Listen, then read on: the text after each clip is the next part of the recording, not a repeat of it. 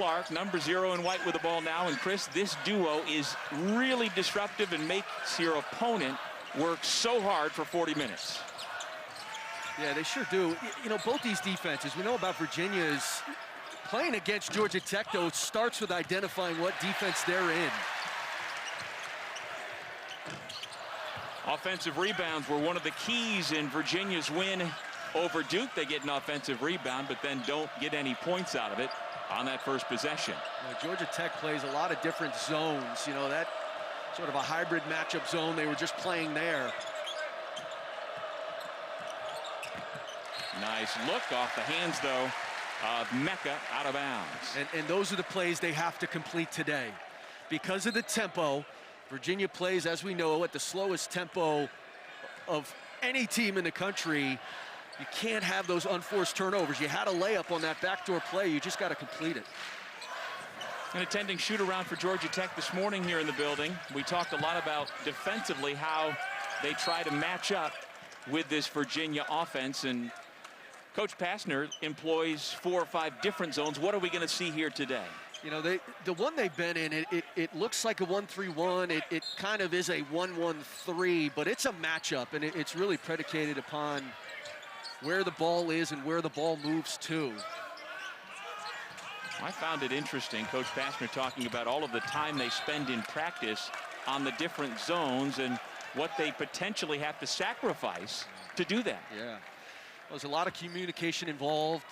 That's why he says typically older teams that he's had, like that team last year, have been better in his zones because they've played in them longer. Here's Jordan Usher averaging 15 points per game, off to his partner in crime, Michael Devoe, at nearly 19 per game.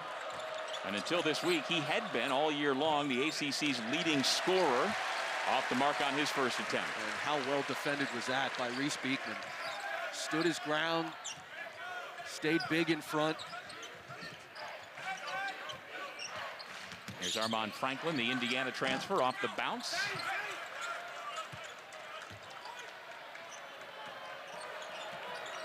Georgia Tech comes in 10-13 overall, the reigning ACC tournament champs, but only 3-9 in league play this year. Kyle Sturdivant working his way into the paint.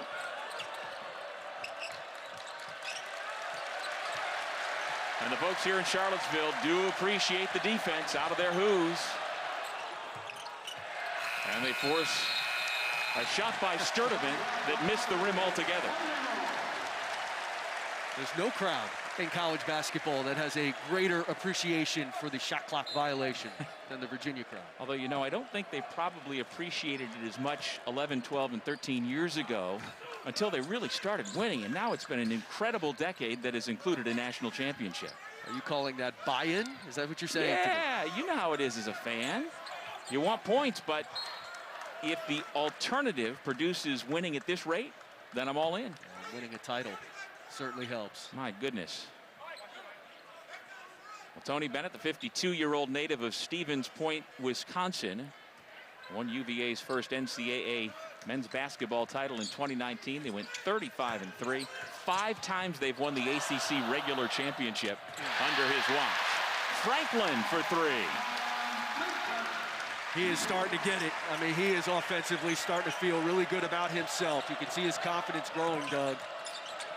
They scored that at 2, Chris. Mecca tries to get him back, can't do it. Rebound pulled down by Francisco Cafaro.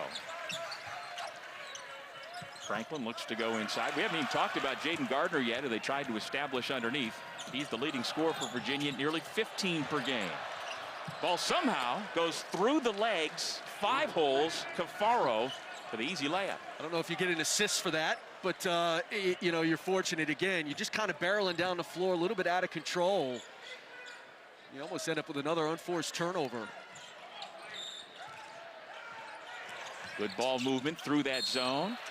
And the foul on the shot against Michael Devoe.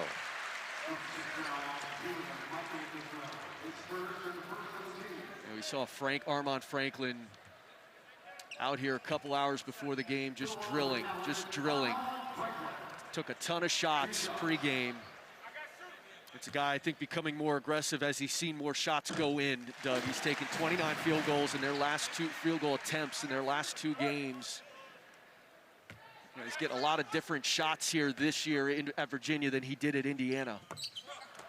1 out of 2. Back tap by Cafaro. Finds Clark wide open, but he missed the 3.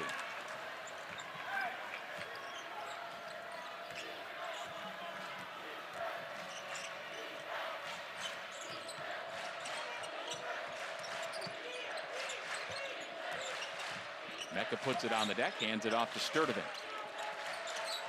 Where and how do you penetrate this Virginia defense? 5 to shoot. Usher. Air ball. It's hard to do it with strictly the dribble. The ball has to move, bodies have to move, and ultimately, once you move the defense, that's where those driving opportunities open up. Clark back out to Beekman. Both teams so far shooting 1 of 5 from the floor. Here's Gardner. They go back inside to him, working on Khalid Moore. Count the basket and 1. The East Carolina transfer Jayden Gardner will head to the free throw line after the timeout.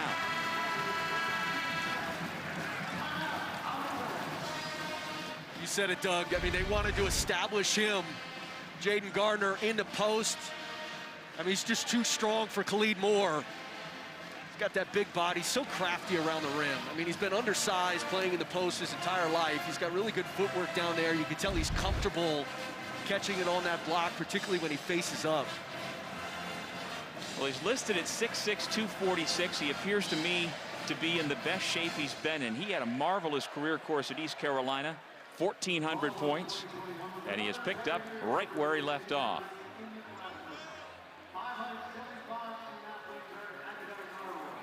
And we welcome those of you watching on ESPN2 to Charlottesville, Virginia. We've reached our first media timeout between the Virginia Cavaliers.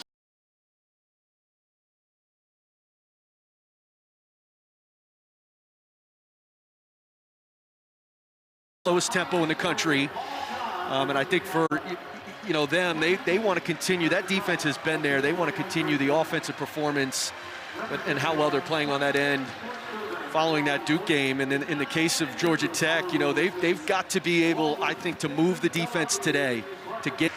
Part of it is they have 2 turnovers, and turnovers have been a problem for Georgia Tech, but against this Virginia defense, there's only so many possessions, and so you've got to take care of the basketball.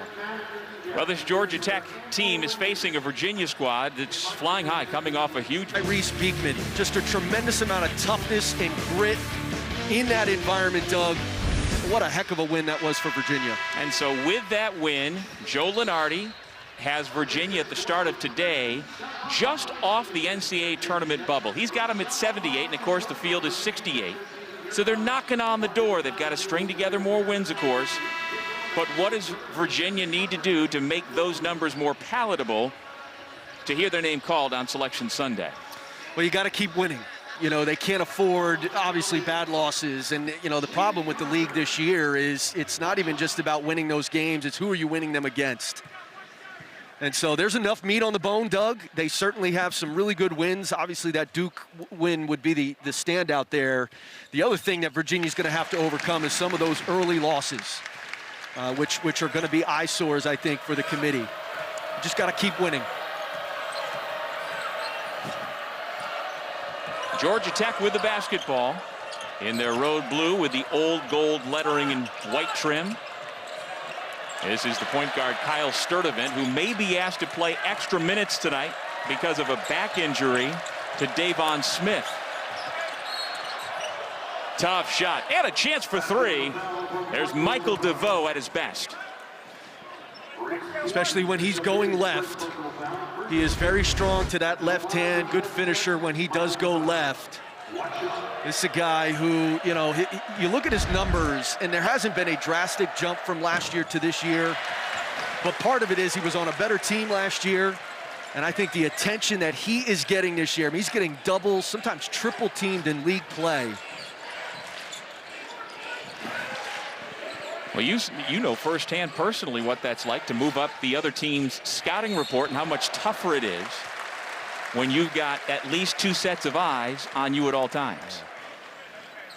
Well, he and Jordan Usher have had very good seasons. You know, the problem is they don't have that third guy. You know, you go back to last year, they had the ACC's Player of the Year that you could dump it down to in the block, and Moses Wright. Jose Alvarado obviously would contribute. They just don't have that universal wealth this year offensively. Coming up next at 6 Eastern, 5 Central over on ESPN, number 16 Ohio State squares off against Michigan in a Sonic blockbuster.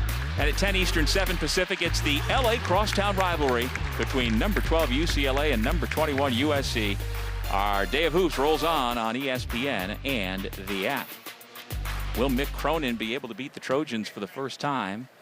Hasn't been long that he's been out there in Westwood, but you would have thought at this point he might have knocked off his crosstown rival, get a shot at it tonight. Yeah, they got to get that one. They had a rough stretch through the state of Arizona, losing both to Arizona State.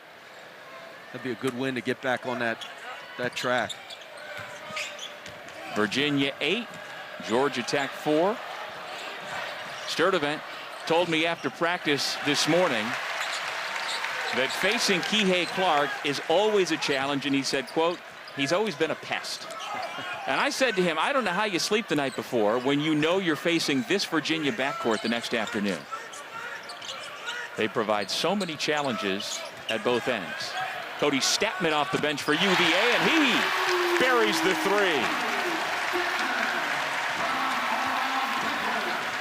Well, Virginia did not shoot the 3 well the other night, which was even made that win more remarkable, given how they did not shoot it well. They haven't really shot it well on the season. Statman, one of those guys, sort of a 3-point specialist. Well, if you don't shoot it well, you've got to compensate in other areas, and that's what they did against Duke. 11 offensive rebounds. They secured the ball, only turned it over 5 times, and that was the formula on that day. Maybe different today, but Coach Bennett's team certainly trending in the right direction at 15-9 overall, and you referenced their bad losses back in November. To me, Chris, this team is light years better than it was 3 months ago. But I think a big part of that is, Jayden Gardner and Armaan Franklin last year, they are taking shots that are so different than shots they've taken at their previous stops. And so there's definitely an adjustment to this Virginia offense. Off the bench, Caden Shedrick, who was brilliant in the upset of Duke, grabs the defensive rebound. How about 8 for 8 and a career-high 16 points against Mark Williams and the Blue Devils.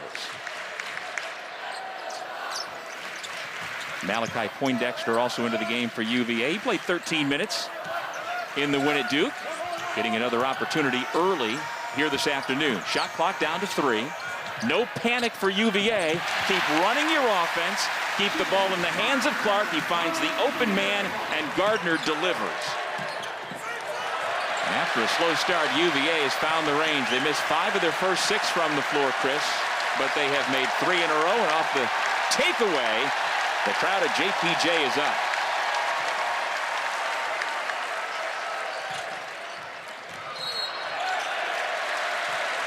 Usher called for the reach-in foul, got a piece of Gardner's right hand.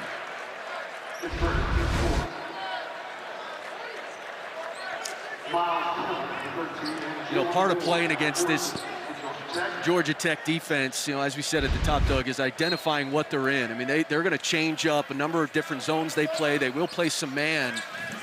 And I think if you're Tony Bennett, Virginia, as that ball gets into the paint, they want to play behind it. Jalen Moore's come into the game, and notably, Davon Smith is checked in for Georgia Tech. He's dealing with a back issue. Here's Gardner again. Shot clock down. Don't panic. Keep the ball in the hands of Kihei Clark, who made probably the biggest pass in program history 3 years ago, and he makes the correct play. That's 7 points for the East Carolina transfer Gardner.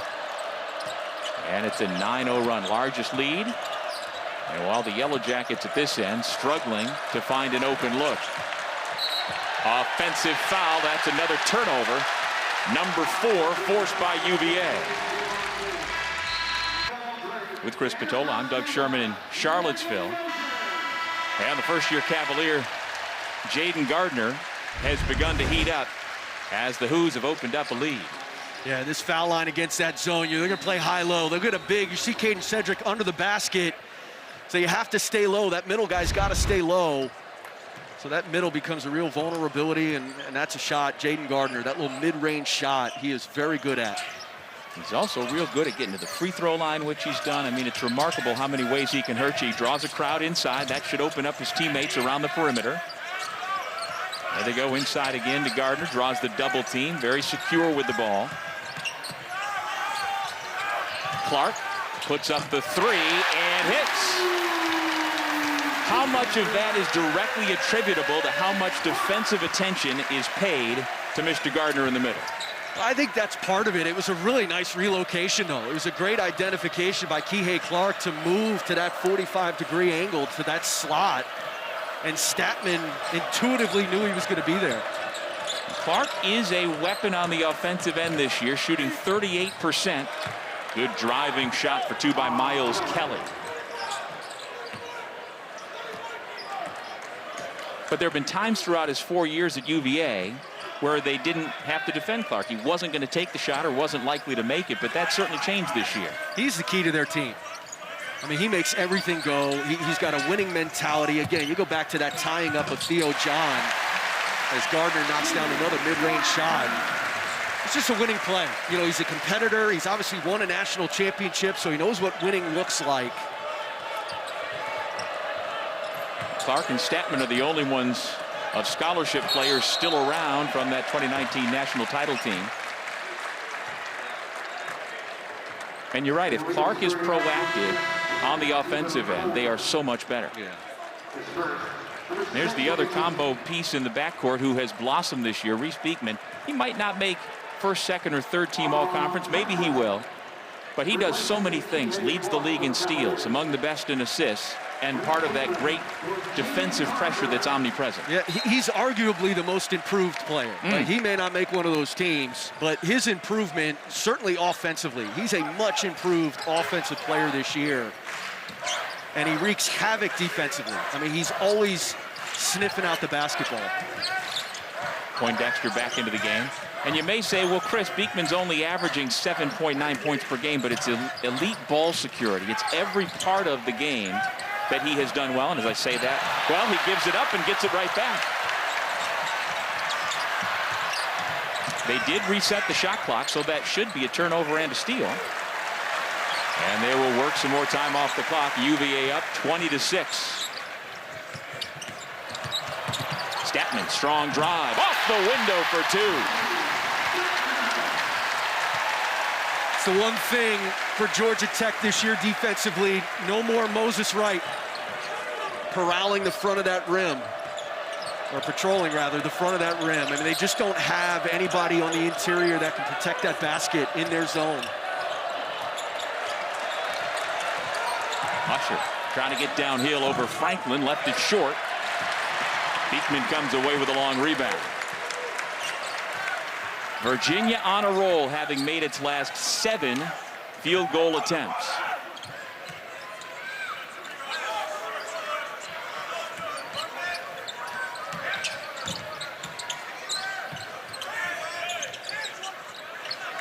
Statman puts it on the deck.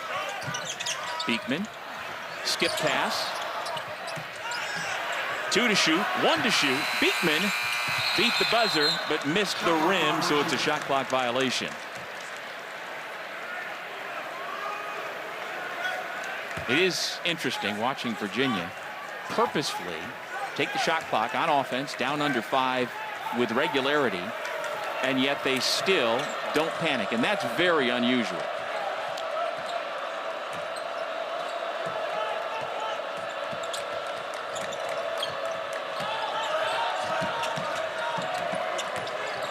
Sturdivant, fouled by Poindexter. You know what they're doing, Doug, you know, obviously they reduce the number of possessions in the game. What that does is it magnifies every possession. And so what they do is they reduce your margin for error, and they believe that you're going to blink first. They're going to make less mistakes at the end of the clock. They're going to make less mistakes in a low possession game. And it drives you crazy. You know, it's almost the opposite of a pressing team speeding you up. Their tempo just really forces you out of your comfort zone. The three by Michael Devoe. 22-9 Virginia, under 8 minutes to go first half at John Paul Jones Arena. Statman.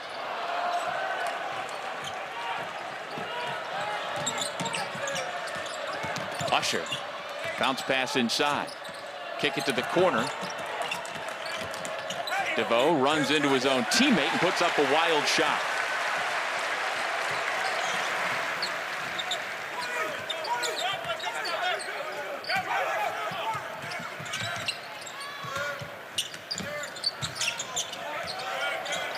Beekman. No look pass inside. Statman, no. And Devoe has it for the Yellow Jackets. Chris, is it fair to say that against a terrific defensive team, normally you'd like to be able to beat the defense down the floor if you can? And against Virginia, that's nearly impossible. Yeah, theoretically that is. But it is a lot easier said than done, because Virginia is as good as anybody at getting back in transition. On ESPN, here at John Paul Jones Arena in Charlottesville, Virginia, where the fans are accustomed to tremendous defense A and Tony Bennett's team B getting better as the season progresses, and that is certainly playing itself out again this year, Chris. Yeah, it sure is. You know, their offense has been better, I think, in this stretch of games, and you've got like 3 or 4 guys, Doug, that are playing their best basketball of the season, particularly Jayden Gardner and Armaan Franklin. I think both those guys have become more comfortable in this offense. And of course, they transferred in. Franklin from Indiana, Gardner from East Carolina.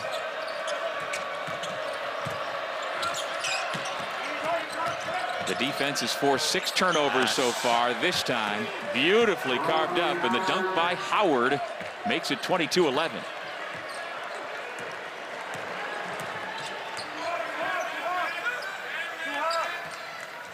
Well, for either Franklin or Gardner, Chris, who do you think has had the bigger adjustment coming from either IU or ECU, or from the roles they had played at either of those programs coming here to Virginia?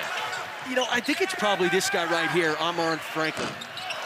Because, again, look, again, I hate to keep belaboring the point, but when you play a low possession game, Doug, there are fewer shots in said game. And so each shot is more magnified. And I think for Armaan Franklin, especially a perimeter shooter, like the shots he's getting this year are vastly different than the shots that he got at Indiana. Well, we are so excited about this Monday. The tournament, a history of ACC men's basketball, continues on ACC Network with episode 3 that highlights 1966 to 1972 at 9 Eastern, followed at 10 by episode 4 that breaks down highlights from 73 and 74. And Chris, I think we can be sure that we'll see some excellent Norm Sloan 1970s outfits that night. No question.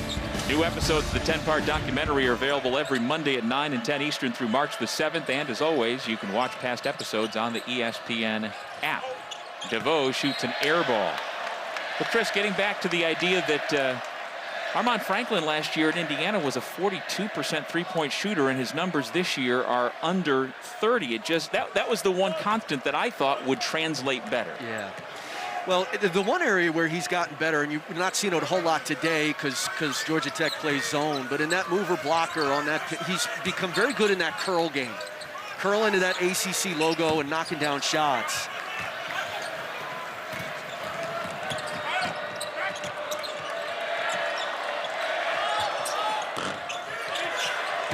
Michael Devoe misfires. Statman, Clark, Gardner, Franklin, and Cafaro out there for Virginia. UVA's gone cold from beyond the arc after making 2 of its first 3, missed on the last 6. So inside they go to Mr. Gardner, kick it out Statman, 9 to shoot. Statman lost it, Sturdivant dives on the floor, he's got it for the Yellow Jackets. Turnover number 5 for Virginia.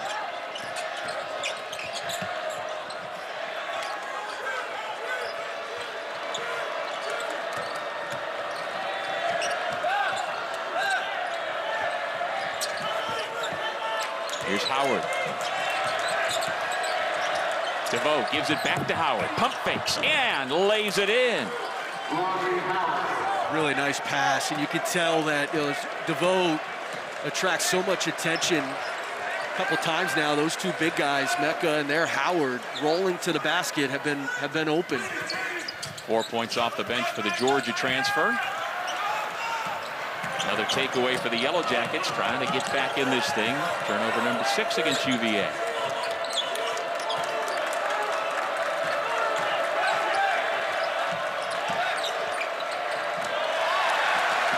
Well, Usher tried to pass it back to Devoe, but he had already made his cut, and it goes out of bounds untouched.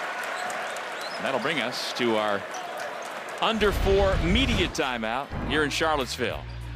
Josh Patner's club trying to pull the upset. Well, he did correct the record, Dallin. He did say it would be 28 games, so he got the math right.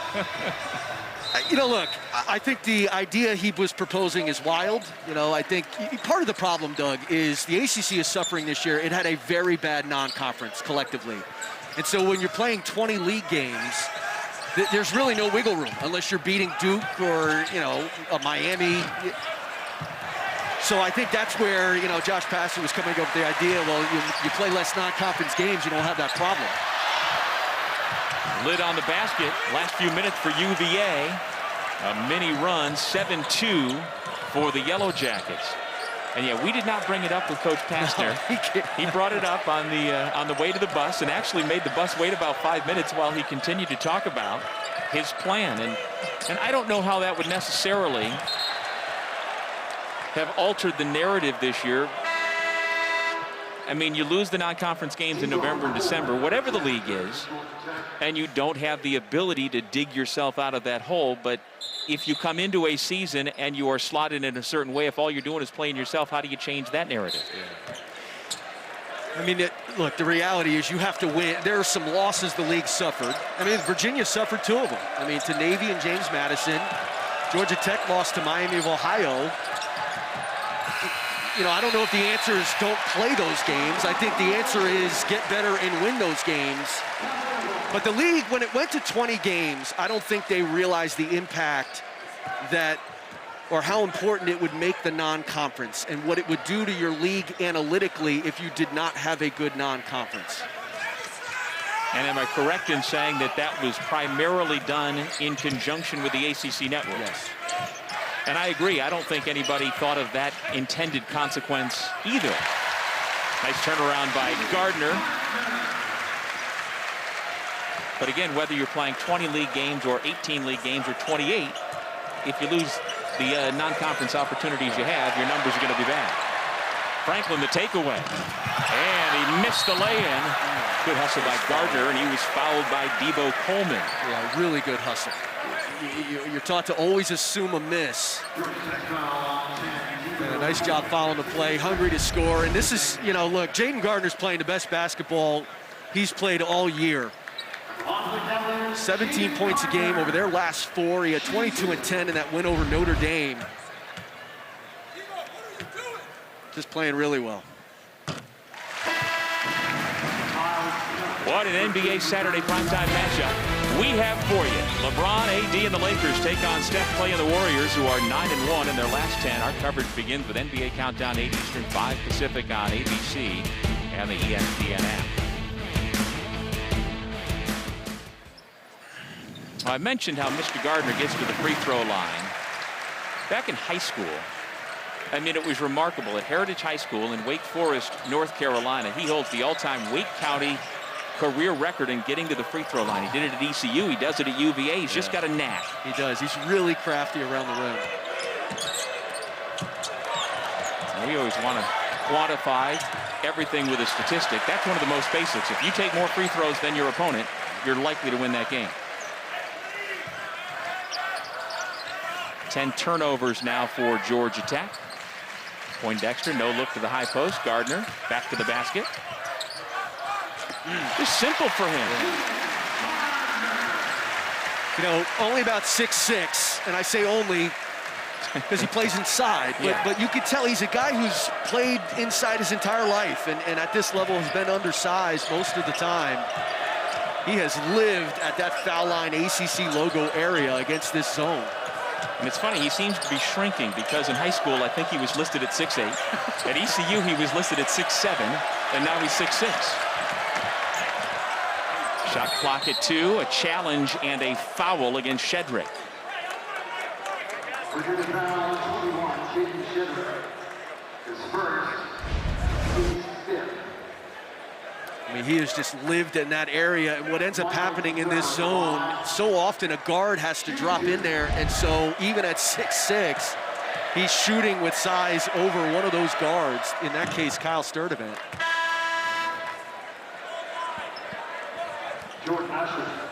You mentioned it earlier, Chris. Georgia Tech just doesn't have the size inside that you would want to compete in the ACC with every team, and not the size that they had last year. And so Coach Pastner has had Rodney Howard start at times, Jordan Mecca starting today, and they just don't have that true rim protector to be able to step up in that zone and challenge that shot by Gardner. And also offensively, you know, Moses at times, Josh Pastner telling us today, became a little bit of a security blanket where you could just say, look, get a cross screen, let's get Moses on the block and throw him the basketball. Yeah, that worked out pretty well for him. ACC Player of the Year. And then the unfortunate injury that kept him from being able to play in the NCAA tournament. But first time back in the big dance for Georgia Tech in a long, long time last year. Shedrick.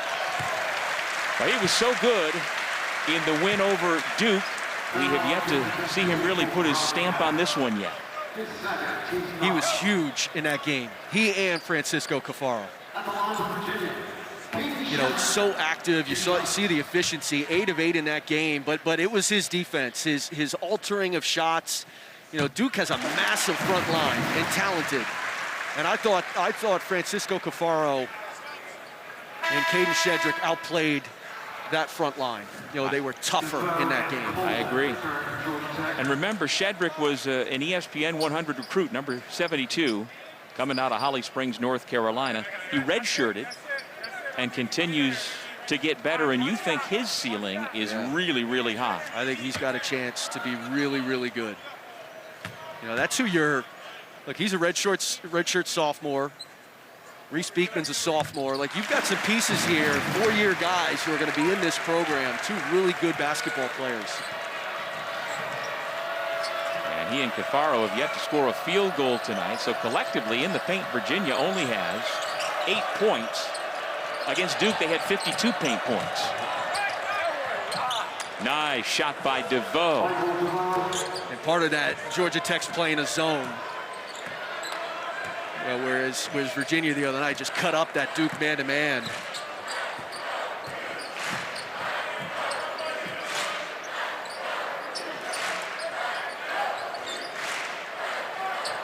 Franklin, Clark, and Poindexter around the perimeter. Now Gardner flashes up, sets the screen on Kelly.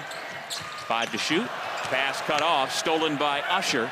Quickly the other way, right to the rim, Davon Smith. And as the horn blows, the shot is off the mark. It would have been no good after the buzzer. And Virginia holding Georgia Tech to a season low. 23 against Duke on Monday, only 19 allowed here today against Georgia Tech in the first 20 minutes. Yeah, this was Virginia Tech. Keeps this train rolling, Doug. A really good first half. 32-19 our score. Now let's head to the ESPN studio for the E-Trade halftime report.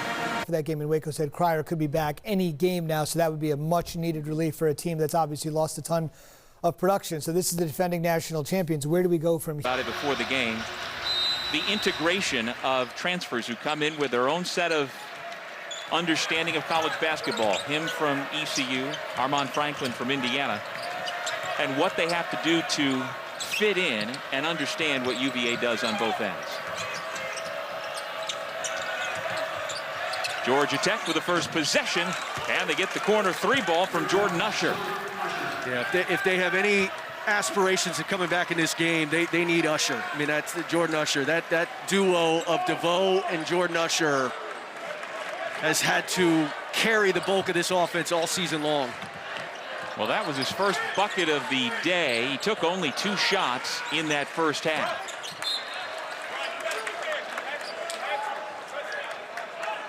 So now Georgia Tech on a 9-2 run. And you saw the numbers there between Devoe and Usher. They need both of them to produce, and then they need somebody else to step up. They really have struggled finding a consistent third option on the offensive end. Coleman does a nice job to give up his body to come up with that loose ball. Howard gets the start in the middle for Georgia Tech in the second after Jordan Mecca started the ball game at the 5. And a foul off the ball.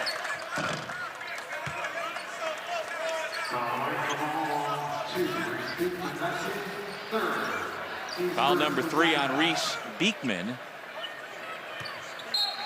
who in that first half played only 8 minutes because of foul difficulty, and it looks like he'll probably be coming out at the next stoppage. Still, he's defending Devoe. Nice back cut. Yeah, really and a nice foul on the shot. Usher was fouled on his way to a layup, so he'll shoot a pair of free throws. Yeah, it was a really, really good cut, Doug. I thought at the end of that half, Georgia Tech started to move better. You know, they were trying to beat this pack line defense, you know, without making a whole lot of passes early in possessions, just kind of dribbling the ball and just trying to drive a set defense. But later in the half, they started moving better, and then you get an open 3 from Usher to start the half, and then you get him to the foul line on a nice cut. Georgia Tech, after missing 7 of its first 9 today from the line, has now hit 8 of 12. A pair by Jordan Usher. He's got all 5 of his points here in the second half. Back to an 8-point ball game. During shoot-around this morning, Josh Pastner quizzed his team, and most specifically Kyle Sturdivant, his point guard. He said, we need our up guard to do 3 things. 1, pressure. 2, pressure. And 3, pressure. Have they followed that game plan as far as you've seen, Chris? Yeah, I mean, certainly have tried. The ball doesn't really stick. It hasn't today, at least for Virginia. So, I mean, you know, you haven't really seen, it hasn't really taken, I think, Virginia out of what they want to do. But I think Coach Pastner's point was, you can't allow that player at the top to just stand and survey, because then they'll really cut you apart.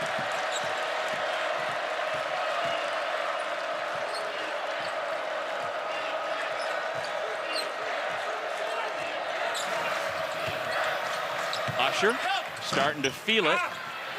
Can't make that one. Here's Kihei Clark.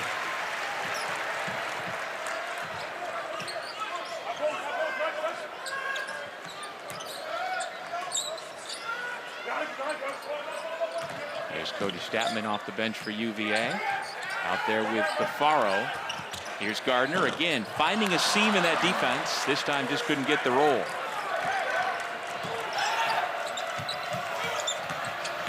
Sturdivant, the former USC Trojan, with a tough shot. Using his size against Kihei Clark, really a strong drive. And how about this start to the half by Georgia Tech?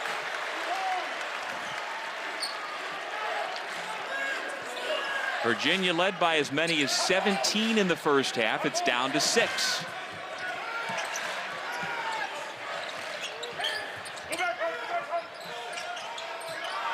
Six to shoot. Cafaro, good look. Gardner blocked from behind on second effort, lays it in, and then the foul on Howard.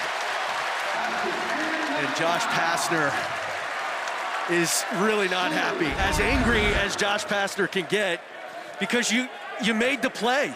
I mean, Devoe Coleman makes the play, and then Rodney Howard, you know, starts running down to the other end, and you end up committing a foul and giving up a 3-point play. At that point, you're out of the play. Just let Jayden Gardner take the layup and let's come down the other end. Instead, you're giving up a 3-point play. Chris, you reference Coach Pastner getting as angry or upset as he ever is, and I find it interesting. When you sit in on one of his practices or shoot-arounds, it's all about positive reinforcement. Right. He is as upbeat a guy as you will ever meet in college basketball.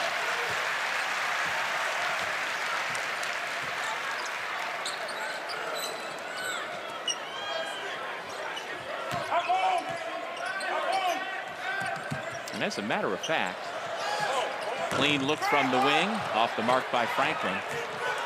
And here comes Jordan Usher to Devoe for three.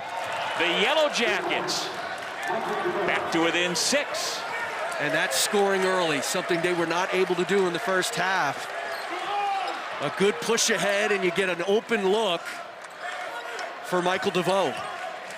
I'm starting to say we have 2 head coaches in this game, Chris. Neither of them use curse words, right? How about that for an unusual combo? Cafaro with the flex and a chance for 3. Francisco Cafaro, the Argentinian. What a game he had against Duke. Gran juego de baloncesto. Gran trabajo. Vamos. Second half, 41-30. Oscar Tshiebwe doesn't have a double-double yet, only 13 and 9. Light day. He has been a revelation for Big Blue Nation. Cafaro, you got any more Spanish for us, Chris? No. Sí, señor. A three-point play for the young man from Argentina. And that slows down a mini Georgia Tech run. The Yellow Jackets trailed by as many as 17. While the Hoos have gone cold. Only 1 field goal made in the last 5.5 minutes. Usher's had a hot hand to begin the second half. Short on that attempt.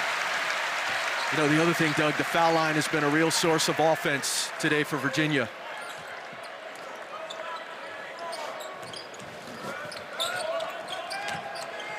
Statman with a clean look from the corner. No. Sturdivant try to push it up for Georgia Tech and beat that Virginia defense down floor. Able to get the look for Usher.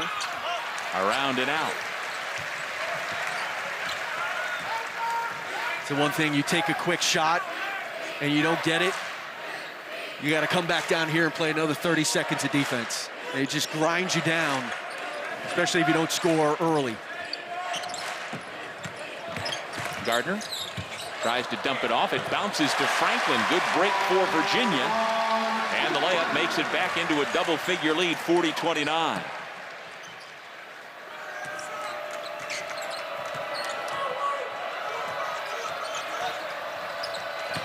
Pass.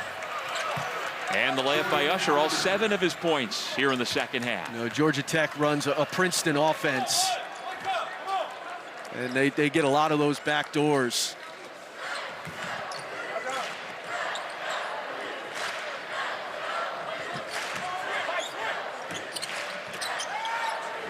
Gardner.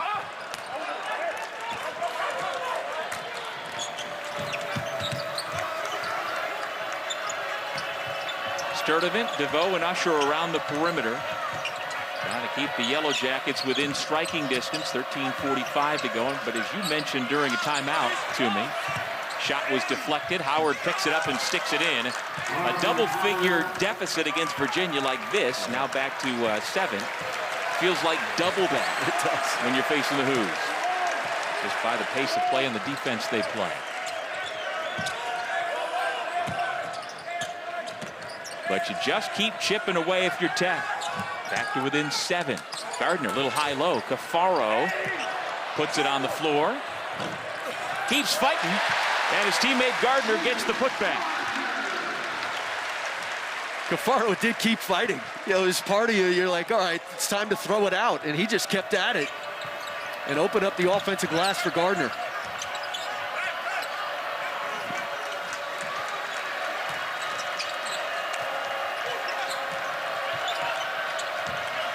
Devoe. Pass into the backcourt. Statman picks it up with Usher to beat.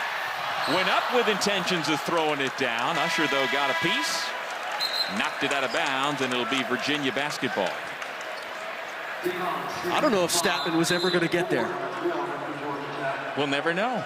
And in his mind, he was about to throw it down. He took off with No doubt. vicious intent, but I don't know if he was going to cross the tape here on this one. No, I think he would have gotten there. That was a good defensive play. You're right. Look at you taking up for Cody Statman. That's one of my recurring dreams in my 55 years of life, that I'm going to get a breakaway one of these times, and I'm going to have, you know, a rim that's maybe only 9 feet 11 inches, and I'm going to hit a loose floorboard or something, and I'm going to get that one breakaway dunk. Still waiting on it. Well, Virginia continues to get great shots for Jayden Gardner, but he's cooled off a bit here in the second half. Did you say you did have a dunk at Army? I had one dunk. One dunk. Howard blocked by Shedrick. Yellow Jackets just keep coming. That's Davon Smith, sophomore from Logan'sville, Georgia. Makes it 42-35.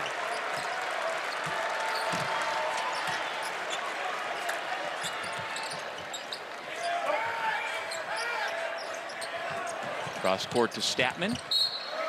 Kicked out of bounds, and that takes us to break. I have to apologize to Cody Statman. I doubted his flight ability. Nice defense from Jordan Usher on this one, though. Getting back, making a defensive play. All due respect to our good friend Corey Alexander, there is the greatest basketball player in Virginia Cavaliers history, Ralph Sampson, in the building for today's game between the Hoos and the Yellow Jackets. The three-time National Player of the Year. Just incredible what he did back in the early 80s.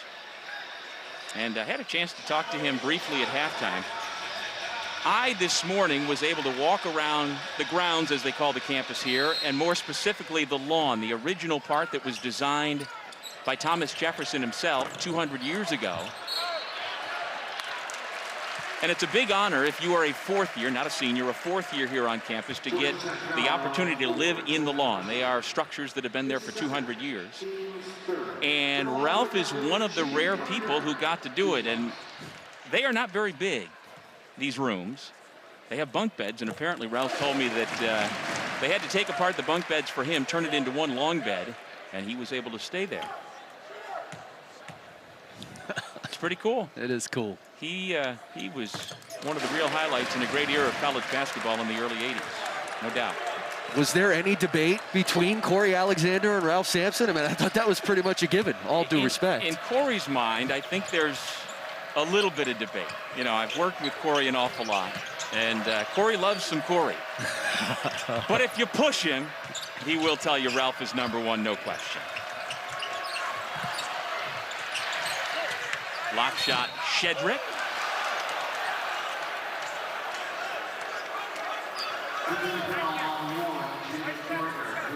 Well, in recent times, Malcolm Brogdon is the only scholarship basketball player that Tony Bennett has had who has stayed his fourth year on the lawn.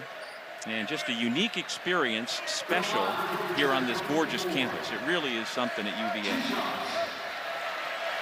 And of all the guys who have played for Tony Bennett, who you would guess might do something like that, Malcolm Brogdon would be the first guy. No question about it. And it's great to see what he's gone on to become in the NBA. Guy who stayed here, was not considered to be a huge NBA prospect by any means, and he has become a really, really good pro.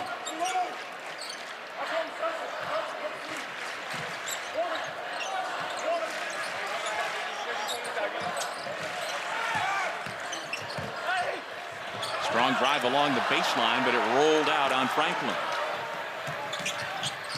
Michael Devoe, number 0 from Orlando, Florida, on the floor, saves it to Howard. Nice. Strong to the basket for 2. And a nice job by Howard moving to open space, being a receiver, giving Devoe an outlet. UVA hit a couple of early threes, you might remember, Chris, and since that time, they have missed their last 10. No look lob. Shedrick missed. Did that pass need to be a little closer to the rim? You know what? That's a lot to put on the passer. It was a heck of a pass. Shedrick's got to know if he can't get it, you got to come down with that. Okay. Like that, to me, that's on the big.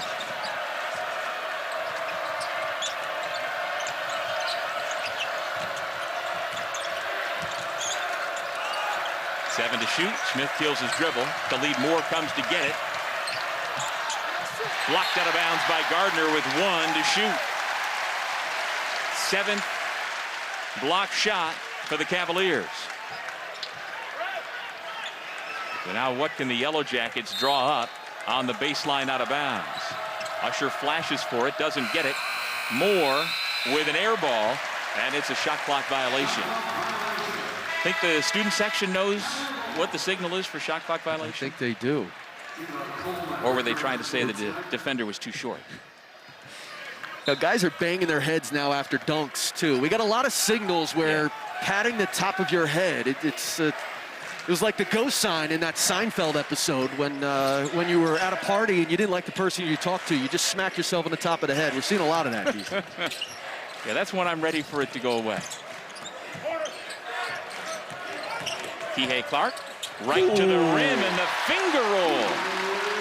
After having missed their last 5 shots, Clark gets the Hoos back on the board. And again, last year with Moses Wright in the middle at the front of your rim, there's no way that thing gets through there.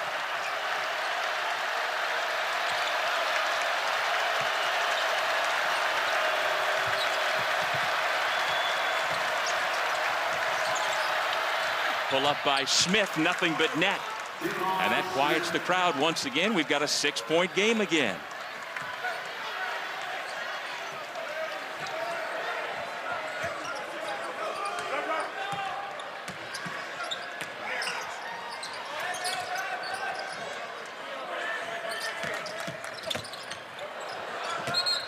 Out of bounds, Franklin.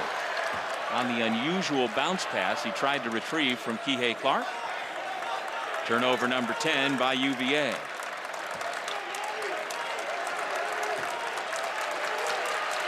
And so now the crowd's going to try and pick up the Cavaliers on the defensive end.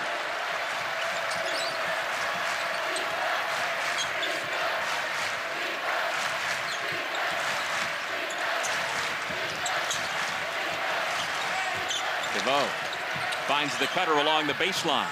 Usher missed the layup, but the whistle comes for a foul. Well, the crowd's mad because the call was late. And officials do this so often. Like, I think the official thought this basket was going to go in. And so he didn't call it. And once it missed, I mean, it's clearly a foul. Like, he hits him as he's going up into that shot. But it was late. It was a really nice cut. And Georgia Tech's done that a few times this half. Usher specifically, you know, where everybody starts watching Michael Devoe play and Michael Devoe dribble. Nice job cutting behind the defense by Usher. Usher played his first 3 years of varsity ball at Sequoia High School in Canton, Georgia, before his senior year at Wheeler. He now has 9 points, all coming here in the second half. It's a 4-point ball game.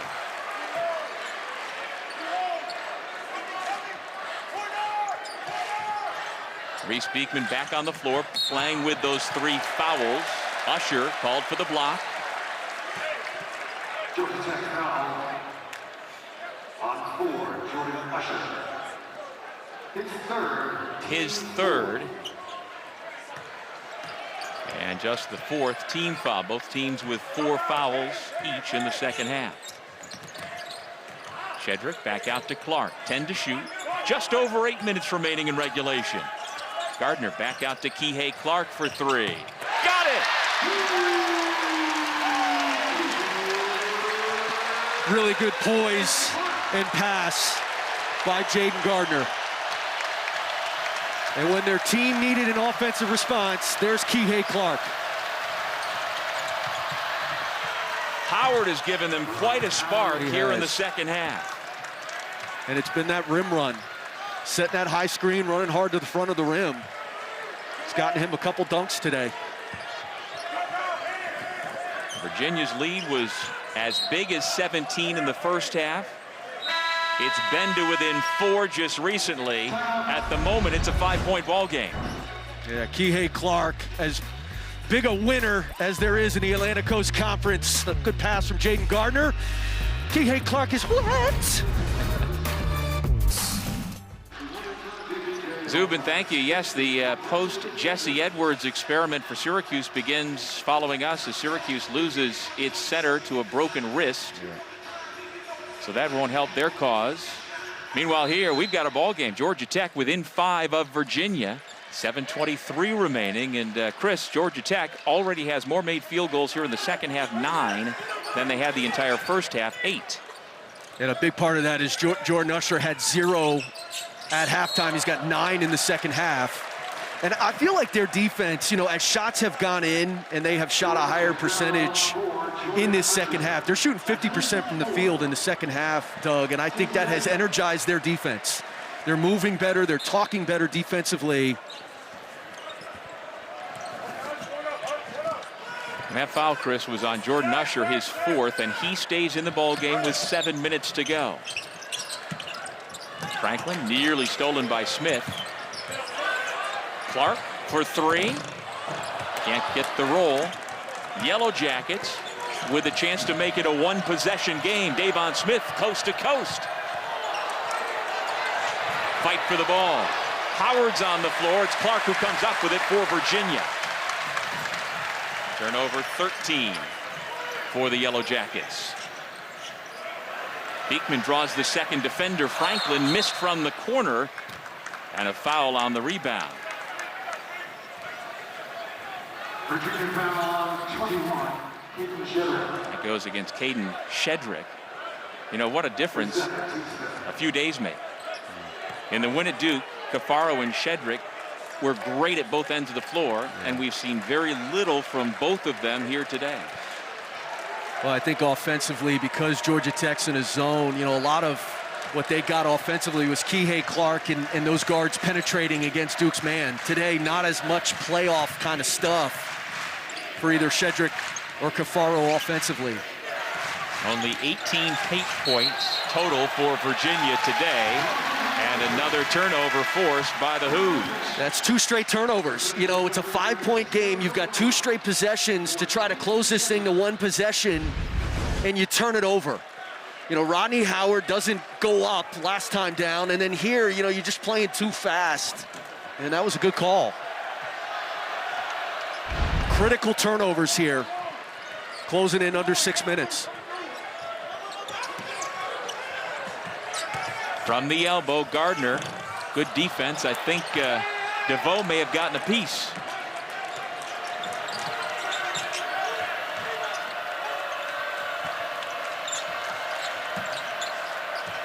Devoe buries it.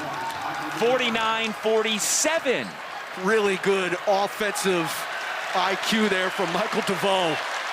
Had Beekman on his heels, completely confused, and Beekman ended up going under that screen.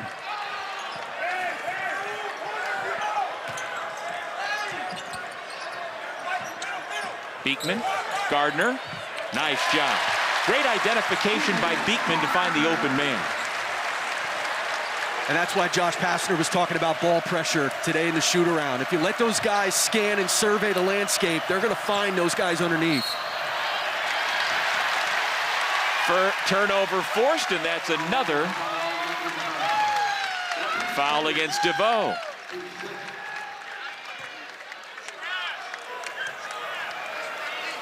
These are these moments in a game, Doug, where you're either going to reach up and grab the game, or you're just not, these turnovers are killer if you're Georgia Tech. Gardner. Seems like every single one of his 15-foot shots has had no defender within 2 feet of him. It's that same spot, too. Either that baseline 15-footer or at that ACC logo right in the middle of the floor of the paint. His 26 points lead all scores. His career high came as a freshman at ECU when he scored 35. Chance for a 3-point play for Jordan Usher, who keeps the Yellow Jackets close.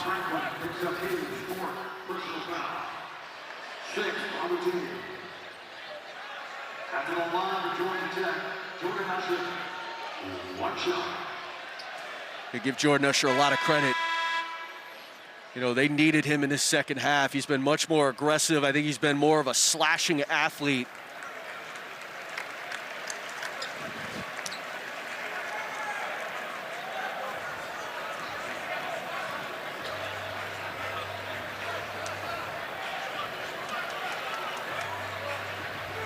Oh, it looks like we're stopped because of some bleeding, perhaps, by Rodney Howard. The trainer was just looking at his knee.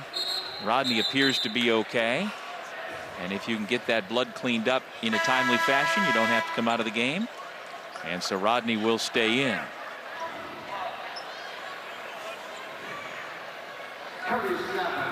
Returns to the Cavaliers, replacing Armand. And to the line, Jordan Usher. He is a self-described mama's boy. Very close to his mom, Karen, an only child. She brought him back from USC after the fall semester of 2018 out on the West Coast. One of a number of re-recruits Coach Pastner and his staff have gotten the second time around. Many of them are native Georgians.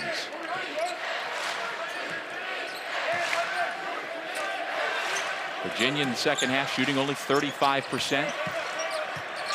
Gardner backs out, then attacks to the reverse. No.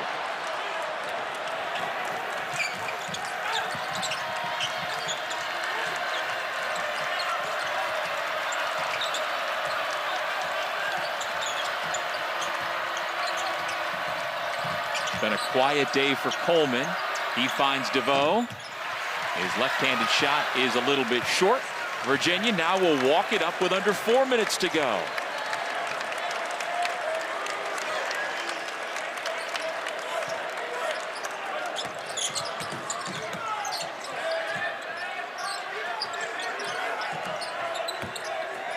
It's fun just watching number 1 in white, Gardner, flash to the open spots. He gets the ball. Had a good look. Cafaro is fouled.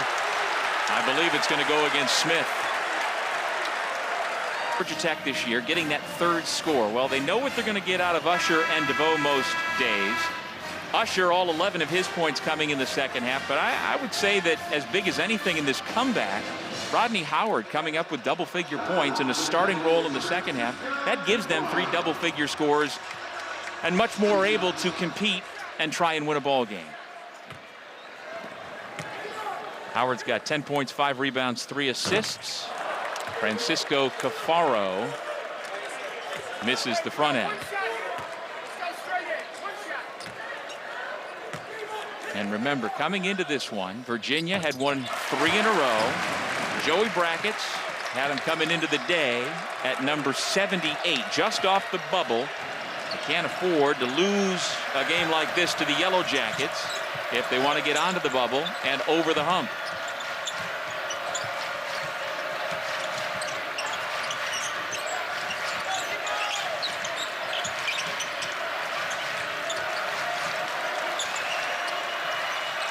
Six to shoot. Coleman. He winds up under the basket out of bounds after the miss, and it's Virginia basketball. You know, it's tough there. You want Michael Devoe or Jordan Usher shooting that ball on that possession, especially coming out of a timeout like that. And you end up with Devoe Coleman, who's much more of a perimeter shooter than a driver. Just not a well-executed possession there. Under 3 minutes to go.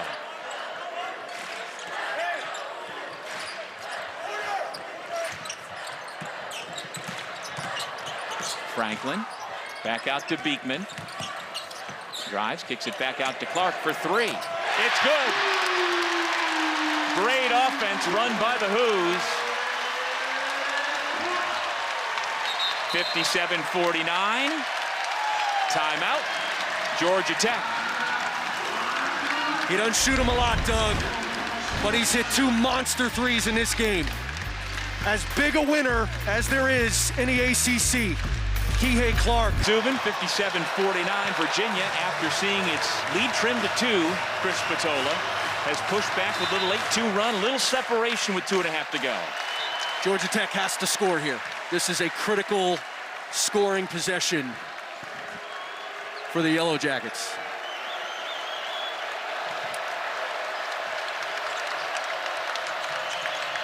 The capacity crowd on its feet.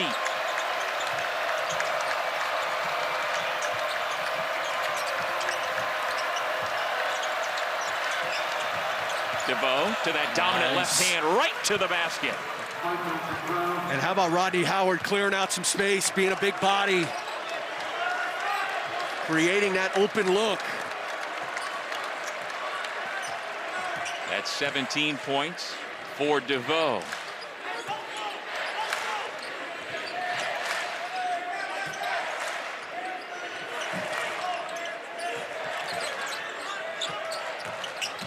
Gardner draws a crowd, finds Franklin in the corner, but no.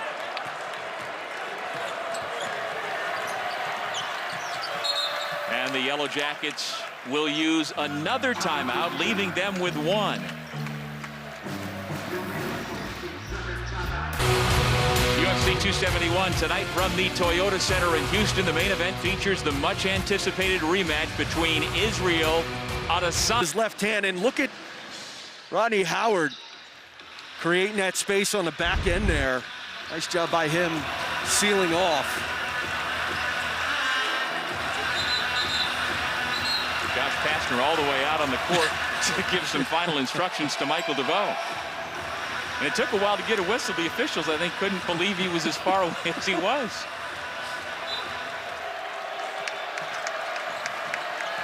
"90 seconds left in regulation. Howard faces up. Oh. Thought he could have made that pass. Yeah. Same play they ran the last time. Now they go 1-4, flatten out for Devoe to go one-on-one. Tough fadeaway, short. Cafaro kept it alive, and it's UVA basketball. Smith gives up the foul on the reach-in. Winning defense from Reese Beekman. You know, Michael Devoe is so shifty. He's got a terrific change of speed and direction, and Beekman stays in his stance and says, "Not today." On a critical possession, Reese Beekman comes up with a big individual defensive play. Well, the man at the line who beat Duke on Monday. Coming up next at 6 Eastern, 5 Central over on ESPN. Number 16 Ohio State squares off against Michigan in a Sonic blockbuster. And at 10 Eastern, 7 Pacific, it's the LA crosstown rivalry between UCLA and USC. Our day of hoops rolls on ESPN and the app. Who's Chris now 17 of 19 from the free throw line today? Devoe, no. Clark, the rebound, and now Virginia can feel it, up 8 under a minute. Davon Smith, the foul. You know, the free throw line's been massive today, particularly because, once again, Virginia did not shoot well from the three-point line. I mean, moving forward, that is a real problem area and has been all year for Virginia. But I will say this, the 2 threes from Kihei Clark, when Georgia Tech made this thing close, came at critical points. 2 big-time shots from that guy at the foul line there. The 82% foul shooter makes a pair. And it's back to a double-figure lead, prompting Josh Pastner to use his final timeout. We'll take a break as well. PN2 about halfway through will be Syracuse and Virginia Tech. Under 8 minutes away. Hunter Couture and the Hokies ready to host the Orange right when you guys are finished. No doubt. As soon as we finish up here at JPJ, we'll send it down to Castle Coliseum. Josh Pastner using his last time out with his Yellow Jackets now down 10. Georgia Tech can't take any time. Smith rises up and connects. That's a 2-point shot. You got to pick up. You got to have a sense of urgency here. You're going to have to foul. And the foul comes by Smith to send Clark back to the line. Yeah, I mean, they took a while to get into that play. Now, thankfully, you end up making the bucket, but then you've got to pick up right away, try to get a steal off of the inbounds, and then foul. I mean, there's got to be a greater sense of urgency. And Virginia's a pretty good free throw shooting team, 73% on the year, and as mentioned, Clark at 82%. He's the one who's likely to have the ball in his hands at this point. A couple of perfect swishes to get the lead back to 10. And again, the Yellow Jackets have to go. Smith again with a long 2. Cafaro clears it, and now Georgia Tech being pulled back by Josh Pastner.